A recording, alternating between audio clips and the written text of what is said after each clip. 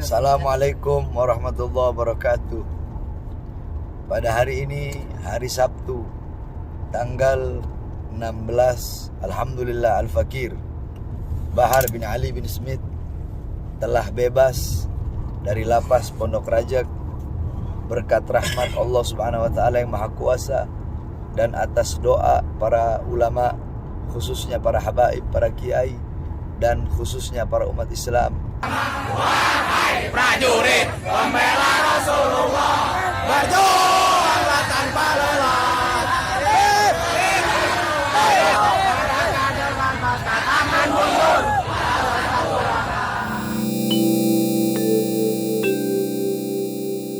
Video ini hanya untuk mereka yang punya logika. Bagi yang tidak punya logika, skip aja. Bahar bin Smith baru saja dibebaskan. Anda mengenal ya orang ini, karena emang brandingnya agak beda dari ustadz-ustadz yang lainnya. Bahar bin Smith itu adalah seorang ustadz yang terkenal provokatif dan tampilannya memang beda ya. Dia anak muda, masih 34 tahun, rambutnya gondrong, rambutnya sering dicat merah, pakai lip gloss, dan kalau bicara dengan suara yang agak serak-serak, berbicara lantang di panggung, penuh kebencian, penuh kemarahan. Dia disebut Habib oleh para pendukungnya. Dia punya organisasi namanya Majelis Pembela Rasulullah. Nah, dia disebut Habib di sana. Nggak tahu dari mana sih kata Habib itu berasal. Habib itu kan mestinya adalah orang yang keturunan Nabi ya.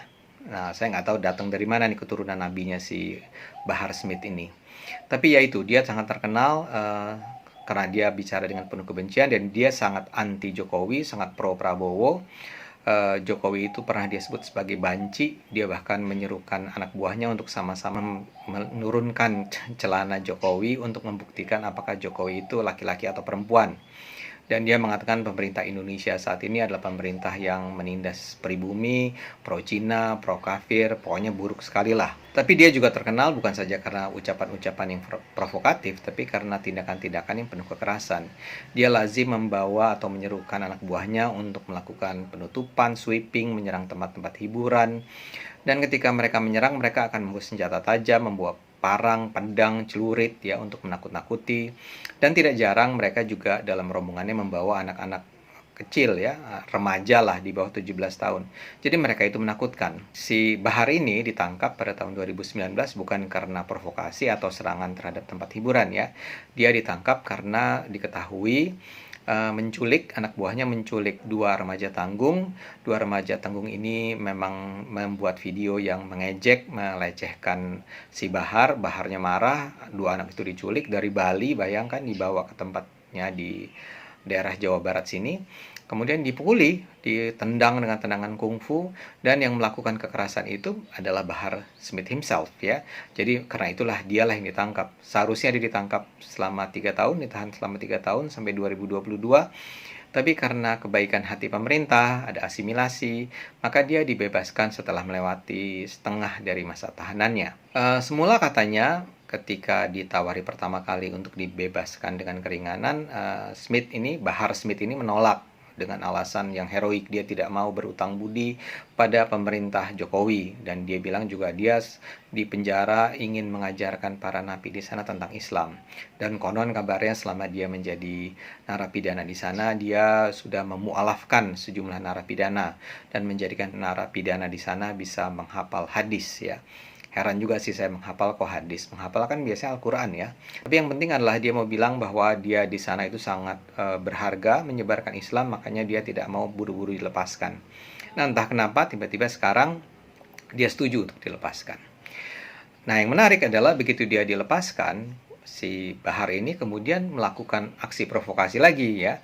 Dia kembali ke markasnya, dan di markasnya dia itu bikin pidato yang menuduh pemerintah Indonesia saat ini menyengsarakan, membuat rakyat mati kelaparan ya, membuat rakyat menderita. Dan dia bilang dia bersumpah bahwa selama matanya masih bisa melihat penderitaan rakyat, dia akan terus berjuang dan tidak akan ada satu pihak pun yang bisa membungkam mulutnya. Pejabat sekarang, pemerintah sekarang, mereka bukan berkorban demi rakyat, mereka bukan berjuang demi rakyat, tapi rakyat yang mereka korbankan, negara yang mereka korbankan, orang susah yang mereka korbankan demi kepentingan perut, partai, dan politiknya. karena itu saya tanya, lawan apa biarkan? Lawan apa biarkan? Lawan apa biarkan? Saya, Bahar bin Ali bin Smith, bersumpah demi Allah, selama kedua mata saya masih terbuka untuk melihat kemungkaran, melihat penderitaan rakyat, melihat kesusahan rakyat, maka selama itu tidak ada satupun yang bisa membungkam mulut saya. Dia bilang bahwa kalau demi perjuangan rakyat dia akan ditangkap oleh polisi, dia bersedia. Bahkan dia bilang dia bersedia dibunuh. Dia dibunuh karena dia memperjuangkan rakyat. Jadi dia mengatakan itu dengan sangat heroik, disambut gegap gempita oleh para pendukungnya, dan dia mengatakan kalau begitu apakah pemerintah ini harus dilawan atau dibiarkan? Dan tentu saja jawabannya adalah dilawan gitu, rame-rame. Nah, buat Anda barangkali ada pertanyaan, kok dia nggak kapok sih ya? Dia udah ditangkap, tapi kemudian begitu keluar, dia melakukan hal yang serupa, memprovokasi lagi pemerintah untuk marah, atau memprovokasi hamba hukum untuk menangkapnya, atas tuduhan misalnya menyebarkan kebencian ya. Tapi saya rasa dia tahu persis ya semua risiko itu. Dan dia tidak akan berhenti memprovokasi, tidak akan berhenti menyebarkan kebencian, karena dia tahu bahwa keberingasan itulah yang menjadi jualan utama dia. Dia adalah seorang penceramah, seorang ustadz yang hidup dengan menyebarkan kebencian, keberingasan. Jadi gini, kalau kita mau lihat-lihat, sebetulnya kita bisa kategorisasikan para pendakwah ini dalam taruhlah 3 kelompok besar. Kelompok pertama adalah orang yang betul-betul mendalam pengetahuannya, dan orang datang untuk mendengarkan ceramahnya karena pengetahuan yang mendalam. Kelompok kedua adalah para penceramah, para ustadz yang sebenarnya menjadi sangat menarik karena misalnya pintar melucu, melawak, kasih cerita-cerita yang menarik. Jadi mereka yang atraktif. Nah, ketiga ada pula yang pengetahuan yang nggak mendalam, nggak juga lucu, nggak juga menarik, tapi dia besar karena tadi provokasinya. Dia menyebarkan kebencian, terutama kepada apa yang dia katakan sebagai musuh-musuh Islam. Dan ini banyak juga para pendukungnya, banyak anak muda terutama yang datang untuk mendengarkan provokasi-provokasi semacam itu. Nah, orang seperti Bahar Smith ada di kelompok ketiga ini. Gak pinter-pinter amat, bahkan gak pinter dan gak lucu, tapi beringas. Seperti singa padang pasir. Nah, dalam hal ini, Bahar ini jadi mirip sama Rizik. Dan Rizik itu memang orang yang dia kagumi. Ketika dia dilepaskan kemarin, dia memang dengan secara khusus menyebut kata terima kasih kepada Rizik Syihab. Alhamdulillah Al-Fakir Bahar bin Ali bin Smith telah bebas dari lapas Pondok Rajak berkat rahmat Allah Subhanahu wa taala yang Maha Kuasa.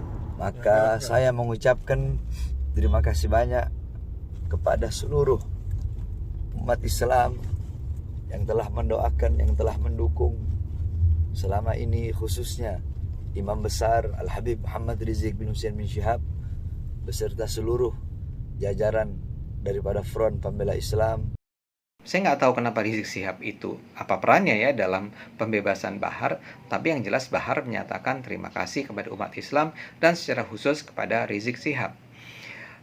Nama anak bungsunya si Bahar ini adalah Rizik Ali, dan itu memang nama Rizik itu datang dari Rizik Syihab. Jadi dia sangat mengagumi dan barangkali meneladani Rizik Syihab. Dia sendiri juga dekat sama FPI ya.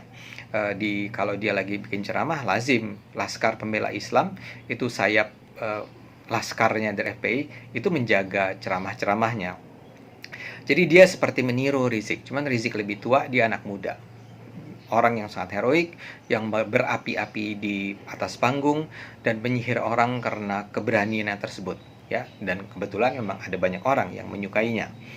Halayaknya seperti saya katakan tadi adalah kaum muda dan kelas menengah ke bawah. Jadi Bahar adalah tipe orang yang merasa dirinya dia bisa menjual keberingasannya untuk bisa survive, untuk bisa hidup. Tapi ini kan bukan sesuatu yang baru juga ya.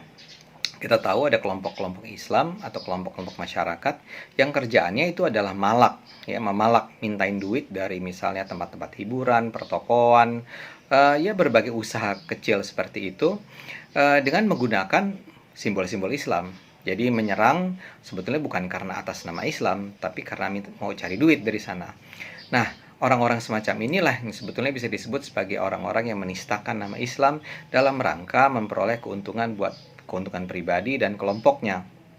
Mereka pura-pura aja mengatakan diri mereka Islam, padahal kelakuan mereka nggak ada Islam-Islamnya sama sekali. Tapi orang-orang semacam ini akan terus ada, antara lain karena memang ada kebutuhan di pasar terhadap jasa mereka. Apalagi dalam suasana politik, ya. Suasana politik yang serba kompetitif dan serba tegang, serba konflik ini, itu akan menjadikan ada kelompok-kelompok atau politisi-politisi atau partai politik atau kekuatan politik yang merasa perlu untuk memobilisasi massa untuk menunjukkan kekuatan. Jadi massa dibutuhkan sebagai show of force. Dan itu sudah berulang kali terjadi.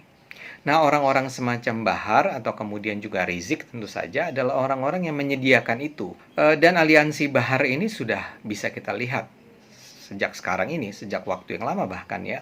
Dia misalnya dekat dengan Fadlizon. Dan Fadlizon adalah orang yang politisi yang ketika Bahar ini ditangkap mengatakan bahwa pemerintah melakukan kriminalisasi ulama. Padahal kan Bahar ditangkap karena memukuli anak muda kan. Begitu juga dia banyak berfoto dengan Fadlizon. Fadlizon menyatakan dukungan terhadap dia. Dan Bahar juga punya foto-foto bersama Tommy Soeharto misalnya yang menunjukkan kedekatan dia dengan Cendana. Maksud saya ingin mengatakan bahwa Bahar ini bukan orang yang tidak sadar politik, dia sangat sadar politik dan dia akan menggunakan apa yang dia miliki dan organisasi yang dikembangkan untuk menjalankan peran politik tersebut. Jadi jangan heran kalau sekarang Bahar sudah kembali ke dunia bebas, dia akan kembali ke habitat lamanya. Dia sudah bilang kok, dia nggak takut untuk ditangkap polisi. Jadi dia menunjukkan bahwa dia nekat, dia nggak takut. Ya. Dan sebetulnya kalau dia tidak mengucapkan hal-hal yang misalnya mencemarkan nama baik atau memfitnah, dia memang tidak akan bisa dipenjara.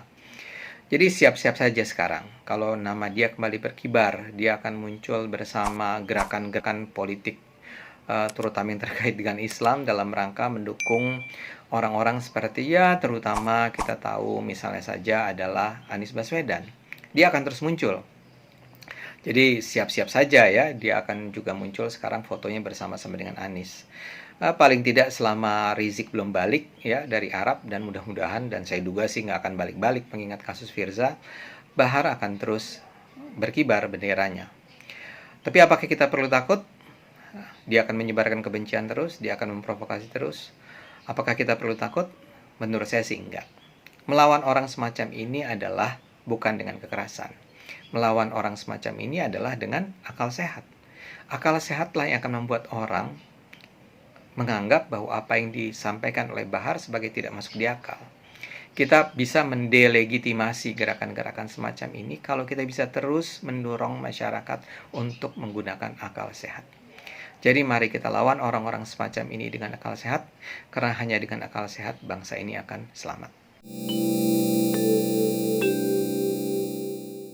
Kalau masih punya logika, jangan lupa subscribe, like, share, dan bunyikan loncengnya.